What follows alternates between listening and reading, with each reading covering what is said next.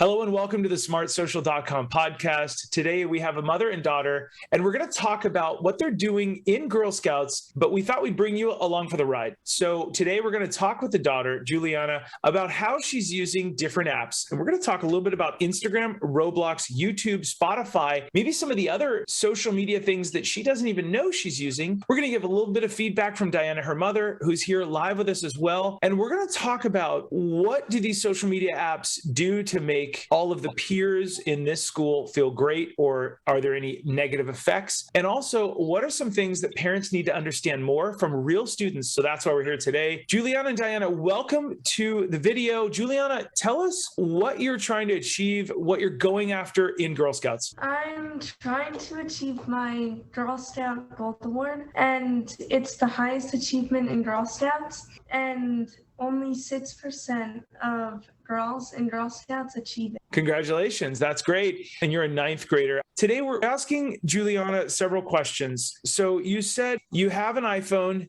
and you're on Instagram, Roblox, YouTube, and Spotify. Are there any other apps that you're on that we might have missed? No, those are the four that I mainly use. Okay, great. So tell us a little bit about first Roblox. Why are you on that? Just to play with friends and just pass time when I'm bored. How does playing on Roblox make you feel during Roblox? It makes me kind of forget everything and just focus on playing with friends online. How do you feel after you play Roblox? Let's say you're on it for an hour. How do you feel after an hour of Roblox? Afterwards, I feel like I want to play more, or a different game, and then play with different friends. So is it fair to say that an hour of Roblox gets you to want to play more Roblox? Yeah. If you had to describe some words that you feel after playing Roblox or during, I'm going to toss out some words. I want you to improve upon them. Do you feel stronger? Do you feel focused? Do you feel like you spent valuable time, maybe wasted time? How do you feel after that, after a couple hours on Roblox? I feel like after a few hours, I want to get stuff done, either my homework or just do something else after a while. So I feel like it's wasted time, and after a while I can move on to something else. Now, for all the parents who are listening to this right now, we're not against family screen time. We're not against Roblox. I do want to toss out a word of caution to everybody right now. It is good for parents, like Diana is on this call right now, being a wonderful parent, monitoring. It is important as well for you to know who your students are speaking to on Roblox. It's great if it's this closed group with their best friends. That's fantastic. But sometimes there's live chat with other people, and that's where we really, really need to be careful. So thank you for that, Juliana. You said that after a couple hours, you want to go get stuff done. Do you have friends who might be on Roblox more than you? Yeah. Sometimes I'll check at night to see who's playing, and there's people who've been playing for 2 hours or more when I just start logging on. And what do you think Roblox does to them and the way I feel like they just don't it makes your friends feel who are on Roblox more than you? have anything to do really, and just do it as a pastime when they're bored or at night before they go to bed. Yeah, that's a really big key takeaway. Pastime, they don't have anything to do. Diana, what do you think about Juliana's time on Roblox? I agree with her. I think it's wasted time. I definitely can see a little bit of time just to relax, unwind. But when it's keeping you from getting your homework done or studying or getting out and about, it's a waste of time in my opinion. And it's a conversation a lot. Yeah, but it's fun for a little while, you're saying, Diana. It's probably okay, 15 minutes here and there, right? Definitely. Yeah, and we're not against a little bit of fun here and there. Absolutely. Juliana, you said something really wise. I'm very proud of you right now. You said, my friends, they're using it as a pastime, right? Which is terrific. And I think what you're also hinting at that I'm going to fill in the rest of the thing is we talk to students a lot about having a purpose online. Hey, you've done all your homework. You've been amazing this week. You worked a lot. Why don't we do some family time together on Roblox or Netflix, watch a movie or something, right? Good productive time together. Have fun with your friends in good bite-sized tips. So I love that you just used the word pastime. Okay, you're also on YouTube. Now, talk to me about why you're on YouTube. What are the things you're accomplishing there? What do you go to YouTube for? I usually, like during school, like watch videos about the stuff we're learning, or at home, I'll just watch like, clips from like shows that I didn't see and just like watch like different things. Any other examples of stuff you're watching? Usually just that, like late night shows, like I'll watch clips from like Jimmy Fallon. If like I like the celebrity that was on it, I'll watch a clip the next day. Okay. That's awesome. And how much time do you think you spend on YouTube in a week, a day, or let's just say a day? What's an average day of your YouTube time? Usually about like an hour. Okay. How do you feel after an hour of YouTube? After YouTube, I feel like I want to get like my homework done or like do other work. If I'm using YouTube for homework, then I'll want to use like something else to get work done. Yeah. So are you saying that after you watch YouTube, you want to be productive? Yeah.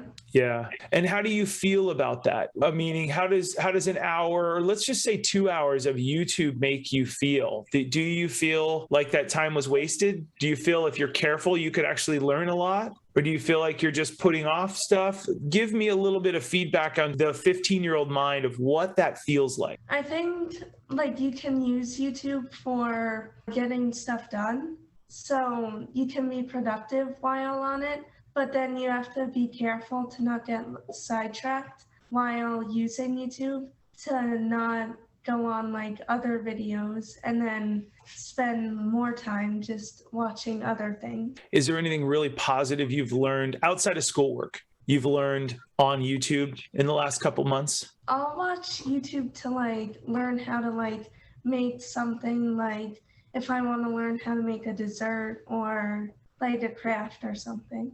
Diana, how do you feel about her YouTube time, both positive and negative? Give us some raw feedback, please. YouTube, I don't notice she's on it as much. When you compare it to, say, the Roblox, where I see just sitting there and, hanging out, I feel like with YouTube, there's a little bit more of a purpose to it, where she's doing something for school or for one of her clubs, or like she said, making something, whether she's learning how to make a bracelet and do the tying for it. So I see more almost active, like something active participation coming from it. That's terrific. Juliana, what would you tell other students who might spend more time on YouTube than you, and they're doing it passively as a pastime, as you said, so wise? What would you tell them about, obviously there's some good in it. We all believe in it. I love YouTube. But what would you tell to them to know when too much YouTube has become too much? I would say if like you're getting sidetracked and you only want to watch like a couple of videos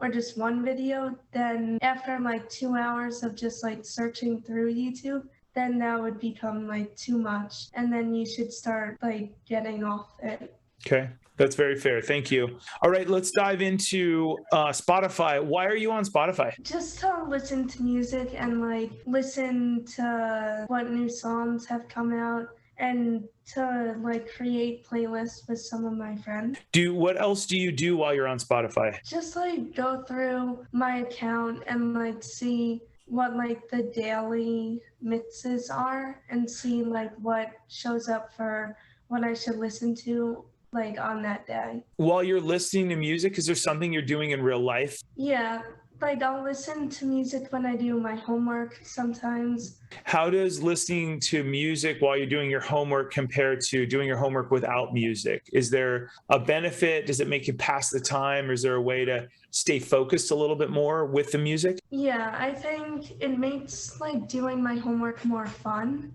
and like more enjoyable than just sitting there and just like worrying about how I'm going to get my homework done. Is there a type of music you found that lets you focus more as it's in the background? No, I think just like any music just like helps me focus. Okay, that's awesome. Let's dive on into Instagram. Juliana, you're on Instagram. You have a main account that's tied to your name, I'm guessing, which is terrific. First of all, why are you on Instagram? Just to see like what's going on like that day. If like what celebrities posted and like see what my friends are doing. Do you have a spam account, a Finstagram, a Finsta, a second Instagram? No. Do you have friends who might have that? Yeah. Yeah. How much time do you spend on Instagram on a daily basis, you think? I would say like during the day, I just scroll through and then I'll do something else for an hour or two and then come back to it. So you think you'll scroll through for what, 10 minutes maybe during the day? Yeah. And then come back later. Yeah. What do you think you're told? You think you're on Instagram for an hour? Yeah. Okay. How do you feel about after, and you're probably watching reels and then also looking in the feed and then also stories and reels in the middle? Do you think you're doing all three? How do you feel after an hour of Instagram? I feel that I want to like go on Safari and like see like, oh, like this celebrity was at like this restaurant, and then like I'll go and like see where the restaurant is and look up like a bunch of like different based off of that person. Are you doing this because you're really intrigued about the food side of things? Just to see like what the celebrity like was doing. Okay. So that pings your interest to go online and do a little bit more research about where they're at, what they're doing. Yeah. Okay. Do you have friends who spend more time than you on Instagram? Yeah. How do you think they feel after a couple hours of reels or Instagram stories? I think they would feel that it's wasted time because you can be doing other things than just scrolling through Instagram for most of the day. Yeah. What are some tips you would tell your friends on how to get a little Instagram, but not go too far with it? Just like make sure that you go on Instagram to check your feed and like a couple of stories. And then after like 10 minutes, maybe go do something else and then come back later to see what else is going on. So take a break. Yeah. Yeah, that's really good tips. Juliana, I got to tell you, as an adult, it's so cool to see that 15-year-olds like you have the answers. You really do. You have that internal wisdom, which is terrific. Do you think your friends who are on it too much know that they should get off it? Do you think the app is addicting and so much so that your friends don't know when to put it down? Yeah, I feel like people get addicted to it and then they spend more than an hour on it and just waste time rather than like getting their homework done or like studying. Do you think people should get their homework done before they're allowed to be online? Yeah, that way you can get stuff done and then you should be allowed to like go on Instagram. Yeah. Yeah. Do you feel better once you've gotten your homework done and then you're on Instagram as like a pastime? Yeah. That's awesome. Okay, Diana, how do you feel about all this? Give us the lowdown from a perspective. What do you feel like screen time does to 15-year-olds or students around that age? And what are some of the things in your family that you're trying to work on to A, overcome this, B, have fun online, and C, make sure that we're raising the most well-rounded, awesome students who are learning in school, but also being tech savvy at home? And I think that's important, especially in today's world and today's society, having that tech savviness. Certainly there's many positives to that, which I absolutely can appreciate. It's the new way they do it in school and in class, so they absolutely should have access to it. And like Juliana said, as long as your responsibilities, and whether that's homework, studying, club, as long as you're doing that, then you can have free time and partake in online activities. With that being said, as long as it's appropriate, obviously, I'm big in talking about if you post something, it's out there. So once you post it, it's out there for anyone to see. And even if you like something that, there are multiple meanings to different posts. And if it's not appropriate, by liking it, you're also tying yourself to it. So being smart when you're online, because, actions have consequences, and those consequences, our Girl Scout troop had a young girl who came to speak with us, and she posted something online and she lost her college scholarship. And now she's speaking to other young women, young kids, to talk about her experiences. So that's one of the things I always get nervous about. Like, think before you do anything because you don't know the ramifications of that. I also get a little concerned about, it's easy to post something. You're not going to post all the negative things, and everybody has bad days or down days. Not everyone lives this whole Instagram worthy life. And I think sometimes I worry that the kids get concerned, or am I missing out, or I wasn't invited to this, and seeing that aspect of it. But just remembering to stay in the middle lane, so to speak, and, not get so caught up in everything. That's excellent. Juliana, let me ask you a crazy question. Have you ever taken a social media detox for like a week? Just keep your accounts active, but delete them from your phone? No. So I'm going to challenge you, as I do with every student. I do it every summer for just a week, and it ends up turning into 2 weeks because it's so fun. I get other stuff done. I want to challenge you to talk with your mom about this offline. I want to challenge you, try deleting it for a week. Alert all your friends. Hey, I'm going to just be off my account. You know how to text me. Text still works, and people know how to call you, and you're still going to have your phone. You're still going to take a million photos a week like we all do. Just something to think about. And for everyone who's watching this right now or listening, no matter where you're at, talk to your kiddos. What if we just went off it? What are we going to miss out on? What's the worst? And then I'll tell you, as an adult who's been bullied in my career, and that's why I started Smart Social, once we challenge those inner feelings that we have, sometimes we just go, you're kind of right. I mean, the world won't end. I know that every summer when I take a detox, it's fantastic. I come back online and I look at these social media apps, and I learn the first week how I just accidentally looking for that button on my phone to open up Instagram to just scroll.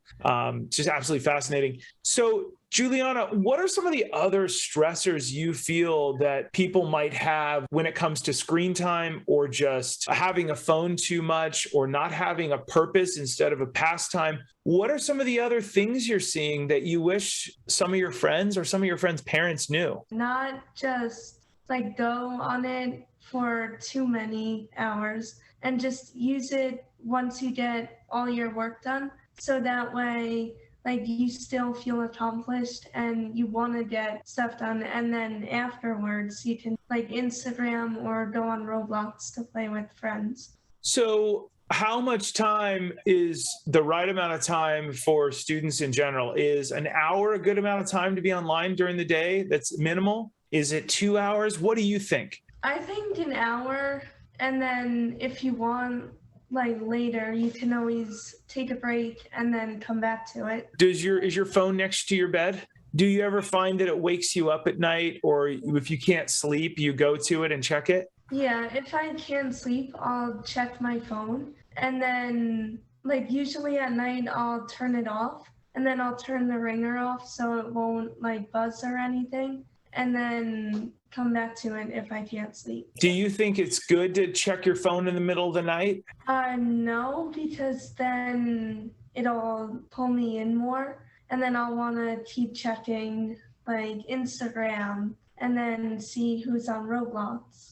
Yeah. What are some tips there you think you would tell your friends? Because we've heard some students are up late at night. We kind of talked about this earlier in this little episode. These devices are very addicting. It's not our fault. We as humans are awesome, and it's a very normal outcome. Parents who are watching this right now, it's a very normal outcome for us to go, wow, I just lost 2 hours of my day. That's what they want from us. Juliana, what would you tell friends who have the phone by their bedside? And I sleep with my phone by my bedside, and I couldn't sleep at 3 a.m. and I opened it up and I went, nope, I got to put it away because it's going to change my sleeping habits. What would you tell friends who are thinking about maybe picking that up because they can't sleep versus just leaving it there? What would you tell them to either think about or remember for the next day, for their energy level? What are your suggestions? I would say just like sleep like after you wake up, just not use the phone. I heard from you the word try to put it down after 10 minutes, which, your mom and I are thinking, yeah, that's a pretty difficult thing to do, right? Because they get you addicted. This is terrific.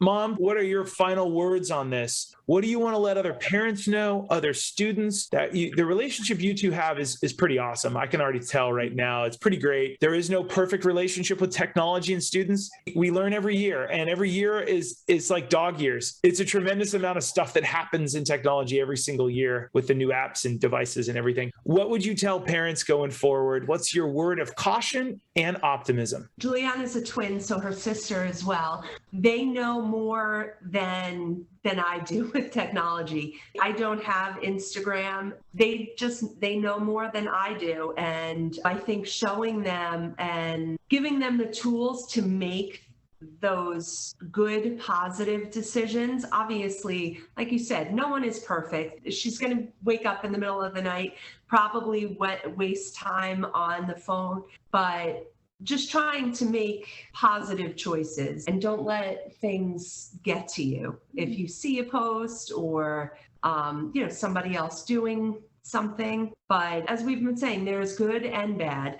Obviously, it's the way of the world. They're going to be exposed to it. That's how everyone is communicating with one another. That's how you find out about a lot of activities or meetings or anything going on. You guys know about it before I do from social media. So there are positives to it and just using it safely and appropriately. One bonus question. Juliana, have you seen bullying online? No, I haven't seen it. Okay. Have any of your friends at school seen bullying online towards them or towards others? I don't think so. Like, no one really talks about it.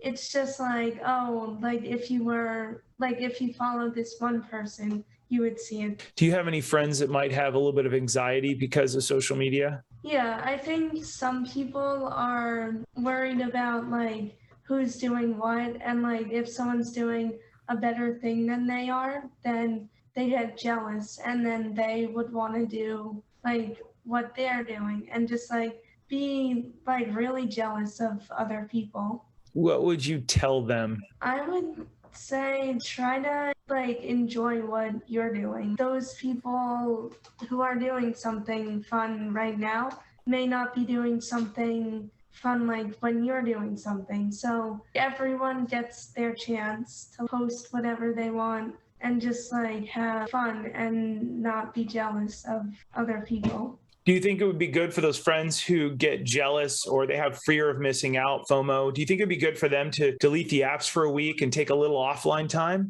Yeah, because then that way they can just live in the moment. Yeah. Hey, I want to thank both of you for coming out here today. I really appreciate your time. I'm really honored that you're doing this project. For all of you other parents, or maybe some students who are watching this, we're honored to be sharing this information with you from smartsocial.com. Make sure you join our newsletter. We've got a lot of information for you, 400 resources, 130 of them are in our VIP program. If you're a superintendent, a director, a principal, schedule a chat with us. You can go to our partner page by rolling over the educator thing at the top.